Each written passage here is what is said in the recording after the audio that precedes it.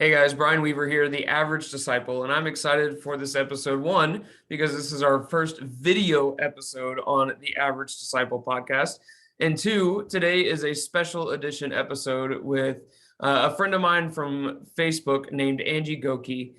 She is a singer-songwriter coming out of Katy, Texas. She is married to a LCMS pastor, Lutheran Church, Missouri Synod pastor, serving there in Katy, Texas as well. And I'm excited about this episode, not because of the reason that we're having to do this special episode, but because I think of the insights that we will gain from it. This special edition episode of the Average Disciple podcast is coming because of the tragic events that happened on Tuesday, May 24th in Uvalde, Texas, where 19 students, 2 teachers, and the gunman himself were killed in a very sad and overwhelmingly tragic event in the Uvalde, Texas Robb Elementary School shooting. So I invited Angie onto the podcast and asked if she would provide some insights into how do we as average disciples approach such tragic events that do seem to be happening at a more frequent pace in our culture, in our society, that seem to be happening all over the United States and all over the world. In fact, just days and even a week before the Uvalde shooting, there were 2 other mass shootings where more than 6 people were injured or killed in those tragic events. And so how do we respond as average disciples? How do we faithfully seek to turn to God in the midst of such tragedies, bring the hope of our Savior into those tragedies? And also, how do we look at next steps and what needs to happen? What do we need to speak into? How do we elicit change that brings an end to such tragic events? So just a quick opportunity to read Angie's bio for you guys as we get ready for this episode. And once the episode begins, I'll let her kind of introduce herself. But I want to read this, and that way you know who Angie is, where she's coming from, and what some of the insights are that we can be looking forward to. Angie is a singer-songwriter, compelling storyteller, multifaceted artist with a forte for the cinematic. She's also an activist, a teacher, and a mother of 4. Her narrative, emotionally complex lyrics, drawn from a wealth of real-life experience, explore the many different sides of life and love. Inspired by singular artists like Ella Fitzgerald and Willie Nelson, Goeke's songs fuse elements of classic Americana, folk, bluegrass, and jazz, showcasing her haunting vocal style and her unique knack for crafting intricate melodies. Born and raised in Austin, Texas, Goeke began musical training at just 7 years old and continued writing songs throughout her life while pursuing other artistic outlets.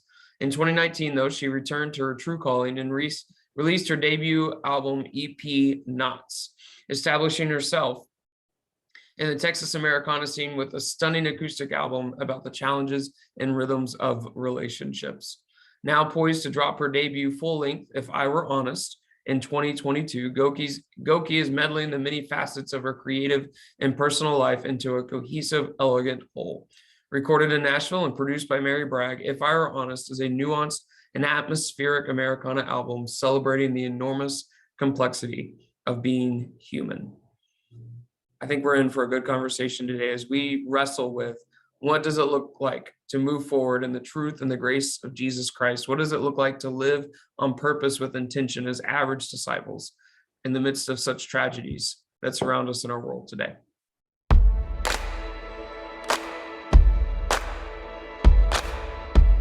Hey guys, Brian Weaver, the Average Disciple here, and I'm excited about this episode. Again, not because of the reason that we're having to do this episode, but I think because of the conversations that can come from it. I am having a conversation this morning with Angie Goeke, who is a singer-songwriter out of Katy, Texas. And I reached out to Angie because she posted some really insightful thoughts in the immediate response to the Uvalde, Texas elementary school shooting, where 19 students, 2 teachers, and the gunman himself were killed. And so really her response around how do we, as disciples of Jesus, trying to be faithful to Jesus, trying to love the world around us, how do we actually respond in situations like this? And one of the big reasons that I actually reached out to her was because her response was very much centered on it's not an easy answer. And I think so much of our world is searching for an easy answer when the easy answer is Jesus, but how that plays itself out is really not all that easy in our daily life. And so I'm excited about this conversation because I think we all have a lot to be gained from this. I'm also excited because, as I said in the introduction, this is the first video recording of the Average Disciple podcast. So please be gracious with us. Any mistakes are not Angie's, they're all my fault. And just know that we will continue to grow and learn on this. If this is your first time listening to the Average Disciple podcast, our whole purpose is that we live our life on purpose with intention. So we are not trying to measure perfection. We are trying to measure growth and progress. And what does that look like as disciples of Jesus? And so we acknowledge full-heartedly that there are days where we do this really well, and there are days that we really struggle. And then there are days in between where it seems like things are just going well.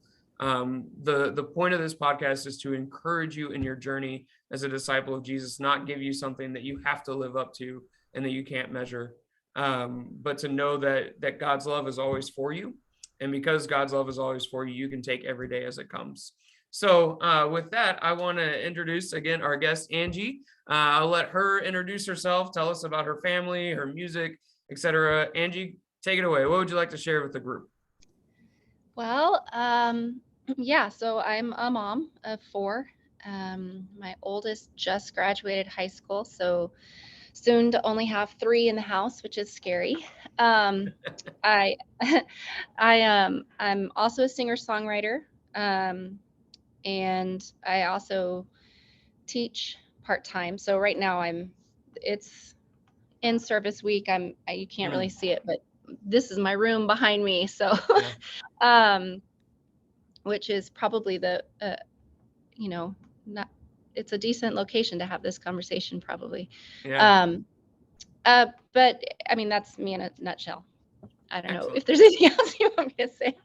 Yeah, so as a teacher, how do you, in the end of the school year, with everything going on, um, where is your mind at as we start this conversation? What do what's kind of going on in your heart and your mind as you kind of think into the summer and even to the next school year, given the events that ended this school Mhm. year for some?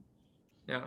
I think that, as the school as a whole, I think is asking just questions about how Mm, can we do things better? How can we ensure the safety of our kids looking next year?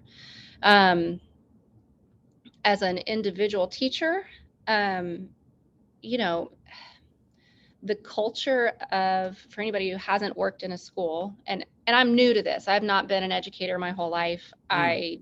I started teaching right before COVID, to just Oh, kind of wow.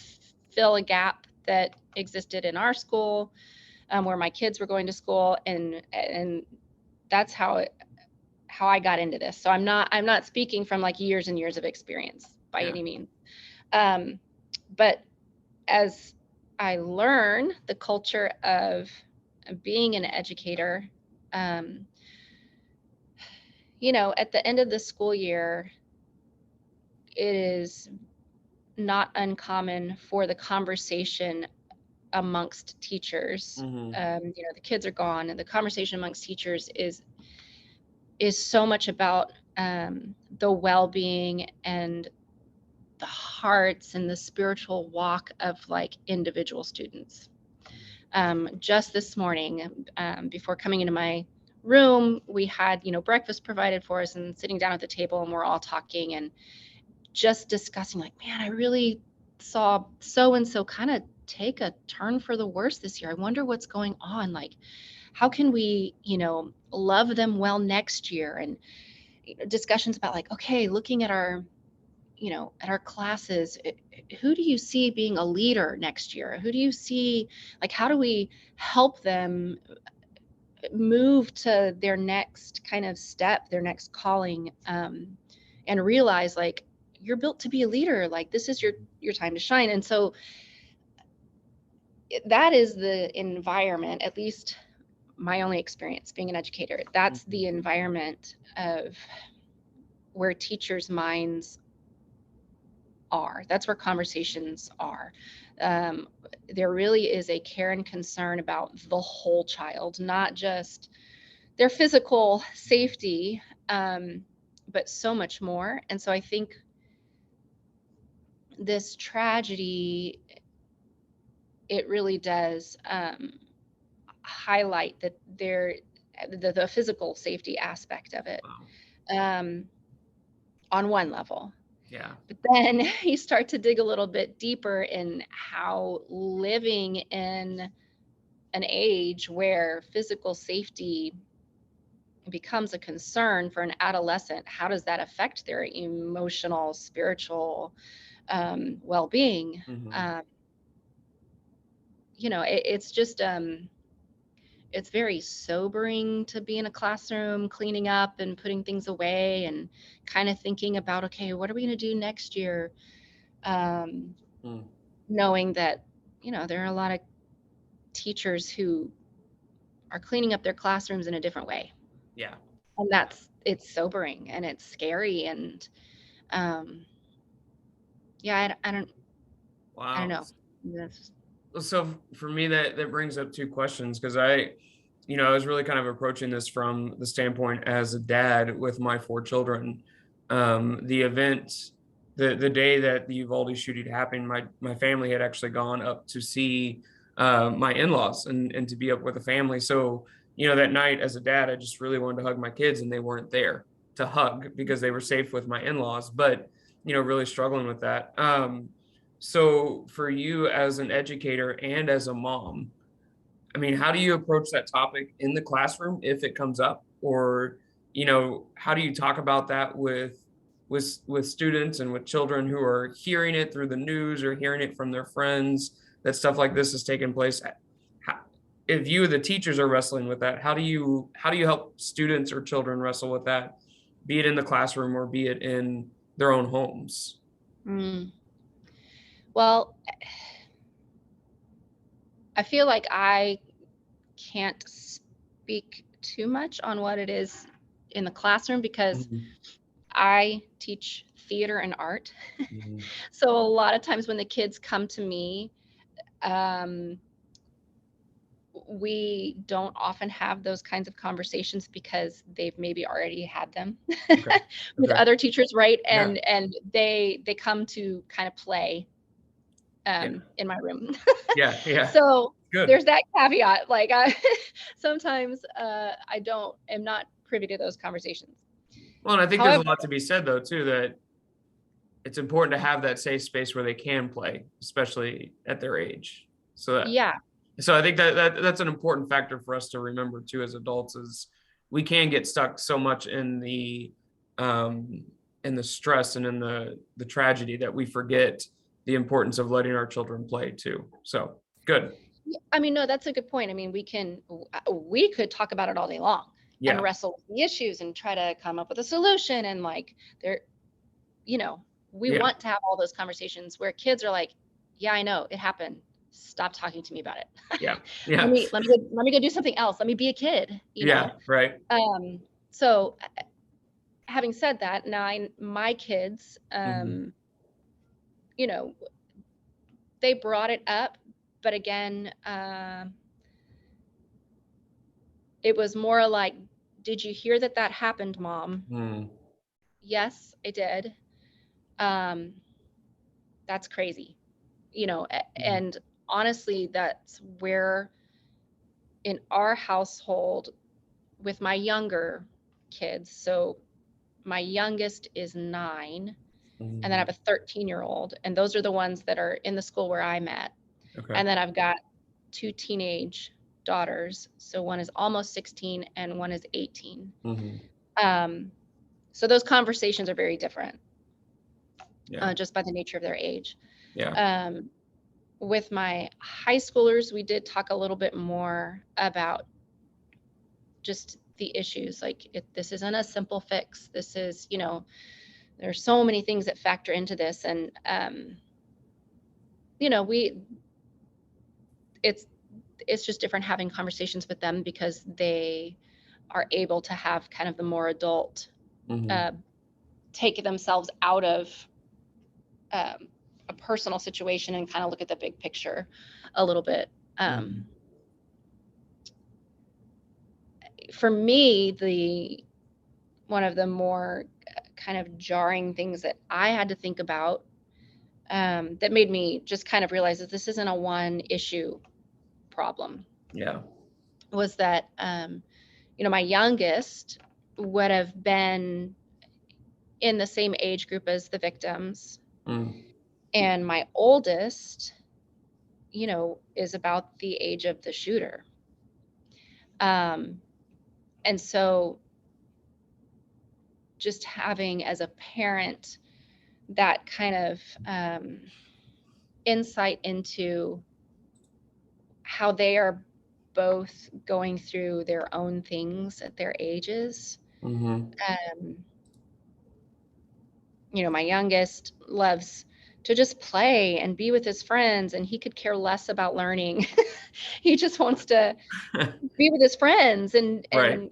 hang out. And being at school is a very social thing for him. Mm. And he has an amazing amount of innocence and trust in the world, in Wow. the adults around him. Um, so being able to see through his eyes Mm-hmm. that a situation like this just flips that narrative upside down. Yeah. Opening his eyes to, like, no, the world, not every adult is trustworthy. Yeah. Not, just to kind of stripping him of that Mm. innocence. Mm. For my oldest, um,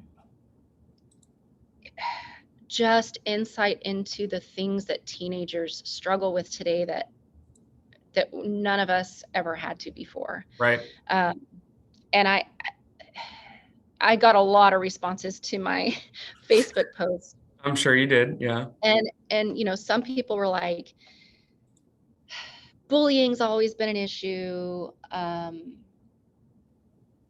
Pretty much any in it, like I mentioned in my post, violence in video games, Right. and that probably has an effect on our kids more than we realize. And I got some responses like, oh, kids have always been, playing games with, you know, cowboys and Indians, and, Right. Yeah. you know, War um, and yep. yeah. And I hear that. Mm-hmm. um, but I think that there is something deeper going on, in the brains of our kids today, that's just getting warped, Yeah. through how realistic things get. And I think they're desensitized, and I think that the bullying is different with social media, and um, just having a glimpse into the life of a teenager, because I have two right now. I have three, I guess, actually. Um, Yeah. for me, it was a sobering thing, to maybe not sobering, but just a complicated thing. S- Made me realize how complicated it is. So on that note, what you experienced as a mom with your teenagers, I think um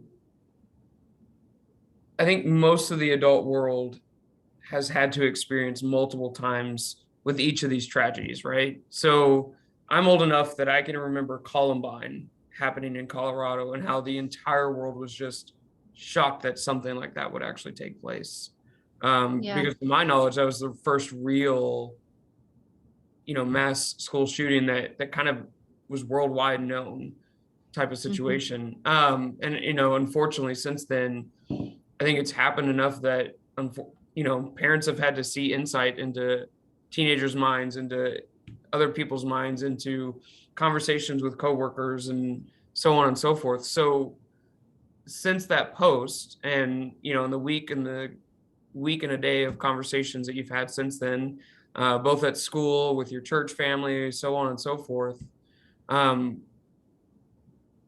what insights have you gained into those conversations? How have those conversations gone? What encouragement would you give to average disciples trying to engage those conversations with other people? Obviously, coming from a multitude of perspectives? I think the biggest thing that we can do is listen. Okay. So everybody comes into these conversations supercharged with their own, Mm, some opinions already made, right? Some mhm, with a different list of facts, with a different list of statistics, with a different life experience. mm, And um, I think the greatest asset that we can provide is a willingness to listen, and not just listen because it's the right thing to do or mhm, it's the polite thing to do, but yeah, really, really listen and consider other perspectives. mm, Um, I think that when we come in willing to listen and to respond with inquisitive, like, tell me more, like, yeah, oh, I've never thought about it that way. Can you, like, what makes you say that? yeah, When we respond that way, it is disarming. mm, And then I think whoever we are talking with is more willing to consider other possibilities. Um, I think we have to come in to all these conversations with a humility that we don't have the answer. yeah, yeah. Um, the I don't know. I feel like that's be kind 101, you know? Like, Some of the things you um, learned in kindergarten, right? Yeah. um, I think to also be respectful and not personally offended Mhm. when other people say, like, don't tell me you're praying for me. Don't tell me you are, like, your God has failed us. Yeah. I'm angry with your God. Mhm. Um, it is really easy, I think, for Christians to get super personally offended and put their Yeah. dukes up and then they think they're defending Jesus. Yeah. But really, what did Jesus do in those situations? Right. He asked questions. Mhm. He stayed calm. Yeah. He he leaned into their hurt. He leaned into their hearts. He didn't tell them they were wrong. Yeah. And so I think, I've seen so much stuff on Facebook about your prayers are meaningless unless you're taking Mhm. action. That hurts my heart because I'm like, Yeah. I can pray and still take action. That we're not, just because somebody says they're praying, it doesn't mean that they're trying to, get themselves out of doing anything. Right. And it is so hard to want to not correct that, Mhm. um, because it, it can be personally offensive. Um, none of us likes to be none of us likes to be stereotyped Yeah. or um, feel like we're being called out on something that's just not even true. Yeah.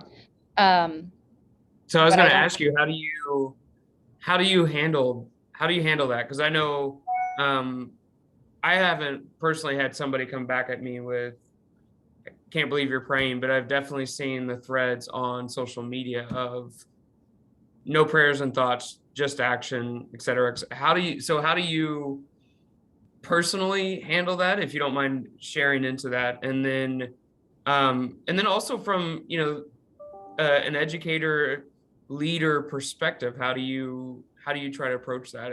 I think you've hit some of it. You listen, you go into those conversations with curiosity and humility.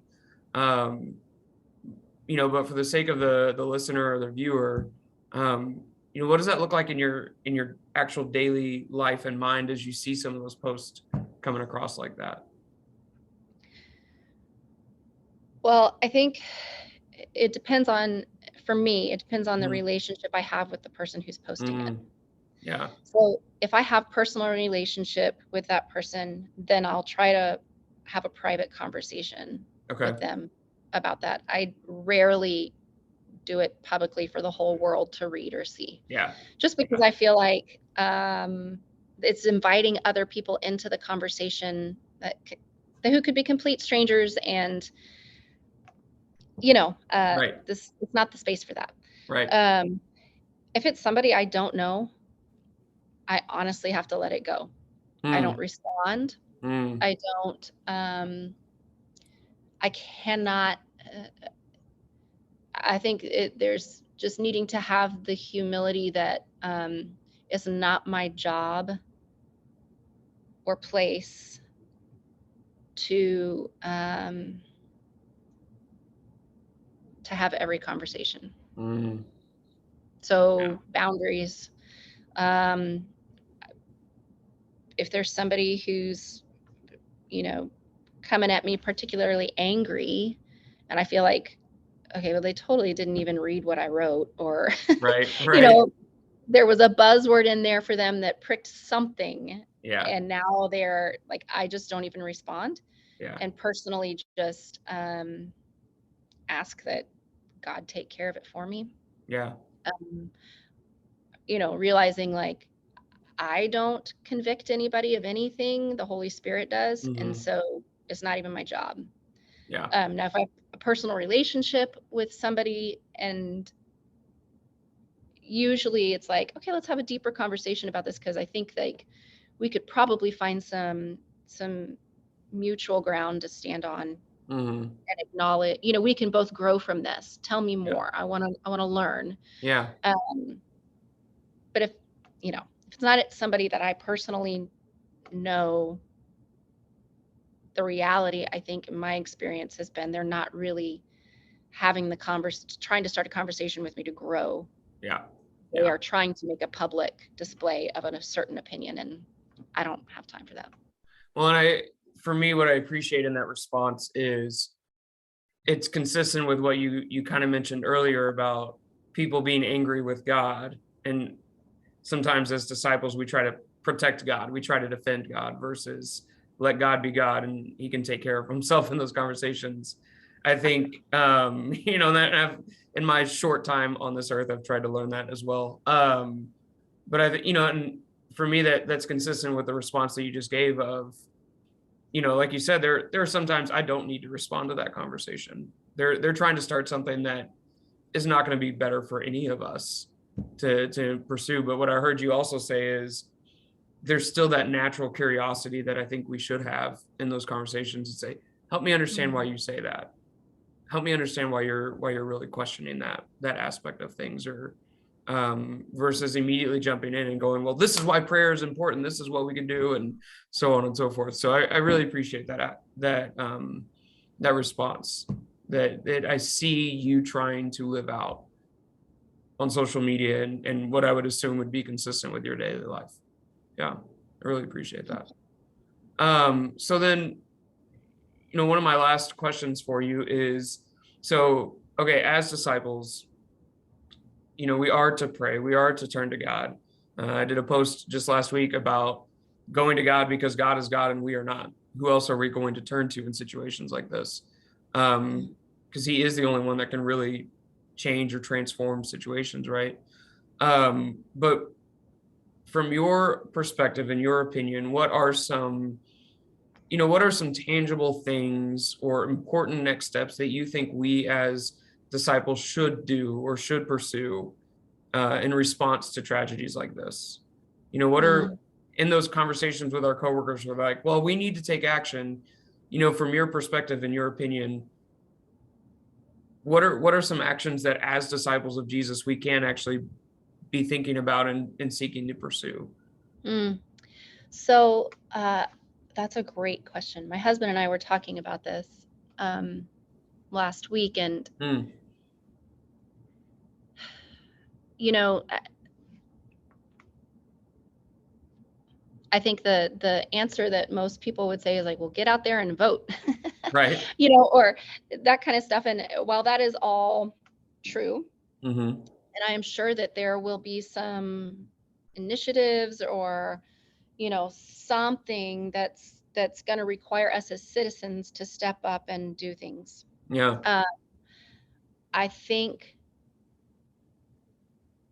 for me, um, the almost more important action that we can take is to be involved in the lives of the people around us, Mm, whether that be our own kids, mhm, protecting their own hearts, noticing when they are sad and depressed and getting them the mhm, help that they need, mhm, um, creating a home environment where they feel comfortable enough to talk about things that they see at school and yeah, their peers.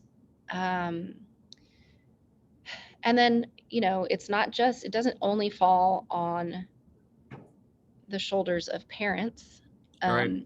educators, but as believers, we need to be involved in our community, whether that's our church and or our neighborhoods. Mhm, I think there are probably plenty of older retired couples out there who, if they kept their eyes peeled, mhm, could spot a high schooler in their church or in their neighborhood who looks a little down, yeah, who might need some encouragement, yeah, who might need an older mentor or friend. mm, And like, it's gonna, I think what's needed is more than a, hey, Joey, how you doing today kind yeah, of thing, yeah, but hey, Joey, I want to take you out for a hamburger mhm, Saturday. yeah, And really, really working as a village yeah, to raise up these kids and to give them more than what a screen can provide them mm, as far as mhm, connection with other human beings. yeah, Um, and uh, I know I have a friend mhm, who um, whose son is um, on the spectrum. mhm, He is now a young adult, and she fears what he could become. mhm, She loves Jesus. yeah, He loves Jesus. Super involved in church. But the reality is that it, you know, we don't know. And mm, so what can I do as her friend to support her, to help her love him well, right, and, and to keep him from, being the next mm, news story. Like, yeah, I think if we have to take down our barriers and actually get to know the people around us, yeah, instead of doing exactly what I think is the problem with our kids, going to Facebook or mhm, Instagram and mhm, trying to get to know people that way. yeah, Like, we're not really presenting our best selves. We're yeah, not yeah, honest about our struggles. We're not leaning on each other for help. Um, yeah, so I think that is the kind of action that is needed without getting into policy and issues and, mm, you know, yeah, funding for schools to have better security. yeah, Like, you know, yeah. No, I and can do that. I don't have to wait for some government official to write a law so that then I can go vote. I don't have to wait on the process. right, The process is, whether I think the process is great, effective, right, it doesn't matter. It's yeah, what we have, and I don't have to wait on it. yeah. I, you know, Yeah. Well, and I think that's key. And I don't want to romanticize the past, but I think there's a lot to be said for how our communities were built, 30, 40, not even that long ago, that not that many years ago, how they were built. And, I think about growing up, and I grew up in a fairly small town, but my bus driver, she would drop us off. She would wait till we walked down our long driveway to make mm, sure that me and my sister made it into our house because she knew my mom wasn't there. And she had no reason to know that except she knew because she drove us every day. And so I think about how our communities were connected, and you always had outcasts, you always had outliers. That's just a reality. Jesus, that's who he went and ministered to, interestingly enough. So that they've always been there. Um, mhm, but I think what you're saying, and there's a lot of truth to that of, the more connected we can actually be with another human being, the harder and harder it becomes for, I'll say it, for Satan to interrupt the relationships and to break down parts of our society. Sin and its brokenness will always be present in life. We believe that as Christians, but I think this is what Jesus calls us to when he calls us to build those relationships. Is it makes it harder and harder for Satan to do the work that he wants to do in our midst. And so I think there's a lot of importance to that, and I think it's far too easy for us to be lazy in our relationships and only do it via social media or via some other platform where I can say whatever I want to say and never have to actually face the person. Yeah, those are some very different conversations. Yeah. Yeah. So I really And appreciate that. yeah, it's not easy. Like, I don't want to make it No. sound like it's easy to have a relationship. Like, I could be the spokesperson for introverts across the world. Like, I don't generally like people, period. Yeah. Like, I'm fine in a room by myself. But like, if we talk about being called to do hard things, maybe this is the hard thing. Yeah. It is Well, easy to just have conversations online. yeah, It's and not Jesus right. isn't calling us to go make a relationship with all the 1,000 people in our neighborhood. Maybe just the Yeah. person literally next door. Like that might actually be the person he's calling you to at this moment. Yeah. Yeah. It's key. Cool. Well, Angie, are there any other thoughts or things you want to make sure you throw out there? Or I appreciate you taking the time to do this. I'm sorry my video decided to stop working. So that's why you have been the sole video this whole time. But it's probably better that they see you than me. And so I really appreciate that. But where can, if people want to learn more about you, they want to listen to your music, they want to learn more about your music, or your life in general, where can they find you? Where can they go? Well, I have a website. It's just Angie Goeke, GOEKE.com. Okay. But music-wise, wherever you get your music, you can just search my name and it should come up. Excellent. But that's much appreciated. Yeah, absolutely. Absolutely. I want to give that shout out. Because I know some of the stuff you've posted, I've kind of listened, you do a great job. And so I really want to make sure that your voice gets out there and people get to hear you. So for those watching or those listening, I'll be sure to share that in the show notes as well. So it's an easy click through for you to find Angie. Angie, again, thank you for this opportunity today. Thank you for sharing some of Yeah. your thoughts and insights. And I pray that it helps the conversation move forward for us as average disciples. All right. Thank you. Thanks for the opportunity. Absolutely.